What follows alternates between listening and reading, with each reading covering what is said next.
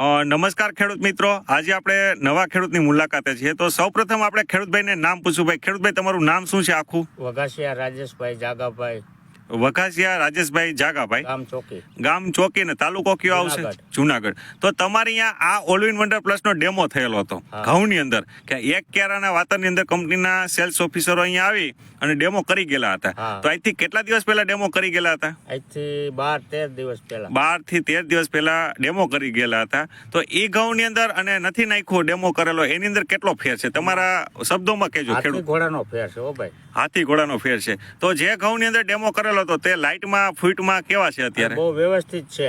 હા, કે બીજા ખેડૂતો અહીંયા આવી અને જોવે આ ક્યારો તો યોગ્ય તો છે ને, બતાવવા જેવો નજરે દોઢિયું દેખાય એવું છે. ઓકે, જેની અંદર ઉપયોગ કરેલો છે તે કાળા થઈ ગયેલા છે, ફૂટ વાળા ફૂટ છે, ઊંચાઈમાં વધી ગયા છે. હા, અને બાજુના કેરામાં જેમાં ઉપયોગ નથી કર્યો તેની અંદર કેવા છે ઘઉં? એમાં તો ભાઈ નીચા છે ને ફૂટે નથી એટલી બધી, પીળાશ પડતા છે. તો બીજા ખેડૂત મિત્રો આ ઓલ ઇન વન્ડર પ્લસ નો ઉપયોગ કરે તો કઈરા જેવી પ્રોડક્ટ છે એના બહુ સારી કહેવાય. તો ઘઉં, ચણા, ધાણા, જીરું, કોઈ પણ શિયાળુ પાક એટલે કે ડુંગળી જેવો કે લસણ જેવો પાક હોય તેની અંદર પણ આનો ઉપયોગ કરે તો બરોબર છે ને? હા, બરોબર છે. અને મૂળનો ગ્રોથ કેવો થઈ જાય છે? જોરદાર. આમ જોવો નહીં પણ અહીંયા ચોકી એટલે કે પરબડી રોડ ઉપર, નાની પરબડી રોડ ઉપર આ તમારું ખેતર આવેલું છે. તો બીજા ખેડૂતો અહીંયા આવી અને જોવે તો યોગ્ય તો છે ને? આ યોગ્ય ફરક જ બતાવે છે. આ તો હજી નબળામાં કર્યો, હારામાં કર્યો હોય તો જોરદાર રિઝલ્ટ આવવાનું. અત્યારે નાખેલો છે અને આમાં ઉપયોગ નથી થયો. આપણે જો આ જોઈ લ્યો કહું છે ને, એમાં કર્યો નથી આપણે. ખેડૂત મિત્રો, તો ચોકી ગામને આંગણે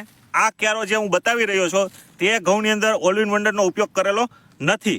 અને આ બાજુનો ક્યારો તમને બતાવું છું કે આ ટાઈમ ઘઉં થઈ ગયા છે, પરાળ પણ પુષ્કળ થઈ ગયું અને ફૂટ પણ પુષ્કળ થઈ ગઈ છે અને કલરમાં પણ ગ્રીનરી વાળા થઈ ગયા છે.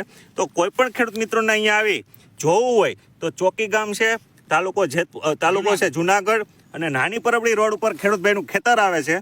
આ ઓલ ઇન વન્ડર પ્લસ તમારા ખેતરની અંદર જો ઘઉં, ધાણા, ચણા કે જીરું કોઈ પણ પાકની અંદર ઉપયોગ કરવામાં આવે તો 100% તમને રિઝલ્ટ મળશે. આ કેરામાં ઉપયોગ કરેલ નથી, આ કેરાની અંદર ઉપયોગ કરેલો છે.